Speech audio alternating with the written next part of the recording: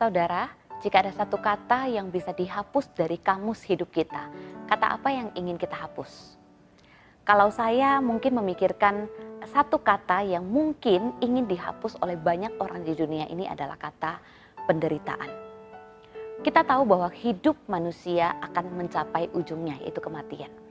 Kapanpun waktunya panjang ataupun pendek gitu, waktu itu pasti akan datang dan tidak bisa dihindari. Tetapi bagaimana kalau kita harus menjalani masa hidup kita itu dengan berjalan bersama dengan satu kata itu, yaitu penderitaan. Maka ada banyak orang yang berusaha sedemikian rupa untuk menghindari penderitaan. Mereka mungkin berpikir bahwa kalau saya miskin saya akan menderita, maka mereka akan mencari uang sebanyak mungkin. Ada yang berpikir juga bahwa kalau saya sakit saya akan menderita, maka mereka akan berusaha untuk hidup sesehat mungkin. Ada juga yang berpikir kalau mencintai seseorang saya akan menderita, maka dia tidak akan memiliki sikap hati yang peduli kepada orang lain karena dia berpikir itu akan membuat dia penderita. Tetapi seberapa besar pun dan seberapa banyak pun usaha manusia tidak akan pernah bisa menghapuskan penderitaan itu dalam kamus hidup manusia. Kenapa? Karena penderitaan dan hidup itu berjalan berdampingan di tengah-tengah dunia yang berdosa ini. Sejak manusia jatuh ke dalam dosa, penderitaan itu sudah menjadi bagian yang melekat dalam diri mereka seperti koin dengan dua mata sisi.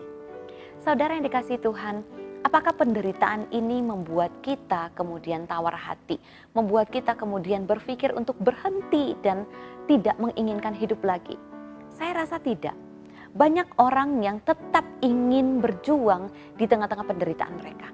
Banyak orang yang tetap ingin bertahan di tengah-tengah penderitaan mereka.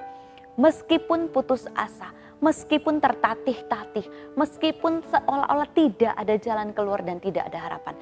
Bahkan ketika seseorang berpikir untuk bunuh diri, sesungguhnya bukan karena dia tidak ingin hidup, tetapi karena dia tidak tahan menderita. Saudara yang dikasihi Tuhan, apa kata firman Tuhan ketika kita menghadapi penderitaan? Paulus di dalam kehidupan pelayanannya sebelum dia ditangkap oleh Kristus, mungkin dalam kacamata manusia dia sudah memiliki posisi yang nyaman. Hidupnya terjamin, secara status sosial dia diterima masyarakat pada umumnya. Tetapi ketika dia memilih untuk mengikut Kristus, maka dia baru betul-betul melihat jalan penderitaan seorang yang harus mengikut Kristus. Dia dikejar-kejar seperti orang jahat. Dia diancam nyawanya, dia dipenjara, dia kelaparan, dia menghadapi aniaya, dia menghadapi karam kapal, harus menghindari berbagai macam orang-orang yang berniat jahat kepadanya. Dan penderitaan itu bukan hanya sekali, dua kali ia jalani. Tetapi ketika dia mengiring Tuhan sampai akhir hidupnya, penderitaan itu tetap ada bersama dengan dia. Tetapi bagaimana responnya bersama dengan orang-orang yang melayani dengan setia di tengah-tengah penderitaannya. Di dalam firman Tuhan, 2 Korintus pasal 4 ayat 16 sampai 17. Firman Tuhan mengatakan, Paulus menyatakan bahwa sebab itu kami tidak tawar hati. Karena sekalipun manusia batinia kami merosot dari hari ke hari. Karena penderitaan, karena kesusahan, karena pergumulan. Tetapi satu hal yang dikatakan, tetapi manusia batinia kami itu diperbaharui dari hari ke hari. Sekalipun manusia lahiriah kami, fisik kami menderita, secara jasmani kami susah, kami menghadapi banyak kesulitan. Tetapi Paulus mengatakan bahwa manusia batinia kami, rohani kami, jiwa kami diperbaharui dari satu hari ke satu hari. Kenapa? Karena penderitaan yang ringan yang sekarang ini ada pada mereka. Bagi Paulus, dirajam batu, dikejar, diancam nyawanya, kelaparan, menghadapi rasa haus, hidupnya terkatung-katung tidak jelas. Bagi dia, itu baru penderitaan ringan. Yang tidak dapat dibandingkan dengan apa? Dengan kemuliaan yang akan dinyatakan Allah kelak bagi mereka. Saudara, dengan apa kita membandingkan penderitaan kita? Dengan penderitaan kita dan penderitaan orang lain? Atau dengan apa kita membandingkan penderitaan kita dengan hidup kita hari ini dan hidup kita kemarin? Kalau tolak ukurnya adalah apa yang ada di dunia ini dan orang-orang yang kita lihat, mungkin kita akan mengatakan bahwa kita adalah orang yang paling menderita di dunia ini. Tetapi kalau kita membandingkan penderitaan yang kita terima di dunia ini dengan kemuliaan yang akan dihadiahkan kepada kita, dengan kemuliaan yang Allah akan berikan kepada kita, maka kita akhirnya akan menyimpulkan bahwa penderitaan ini sama sekali tidak ada artinya. Karena kemuliaan yang Allah janjikan bagi kita adalah kemuliaan yang berjuta-juta kali lipat, bermiliar-miliar kali lipat lebih indah, lebih nyata, lebih terjamin untuk memberikan kita hidup yang kekal di tengah-tengah masa waktu yang tak terhingga. Dibandingkan penderitaan di dalam waktu yang singkat dalam hidup kita di dunia ini.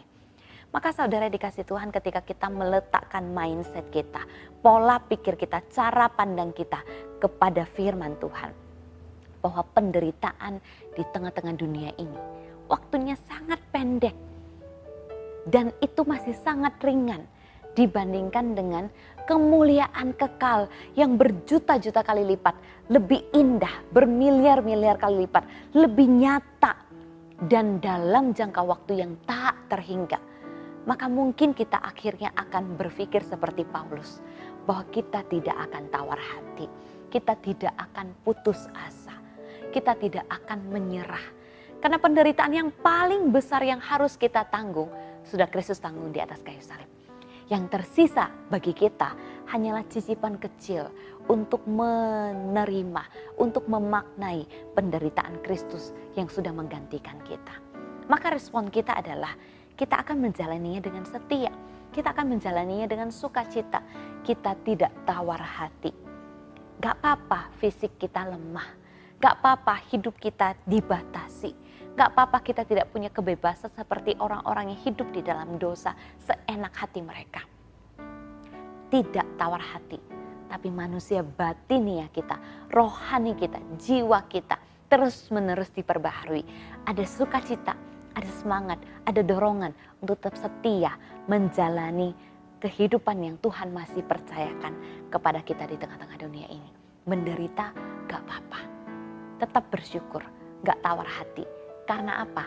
Ada yang menanti kita di ujung jalan hidup kita, yaitu janji Kristus, kemuliaan kekal bagi kita di waktu yang tak terhingga. Itu menjadi satu janji yang cukup untuk kita menjalani hari-hari kita dengan setia, mengikut Tuhan, mengiring Tuhan, rela memikul salib di tengah-tengah dunia ini. Mari saya dorong setiap kita, jangan tawar hati.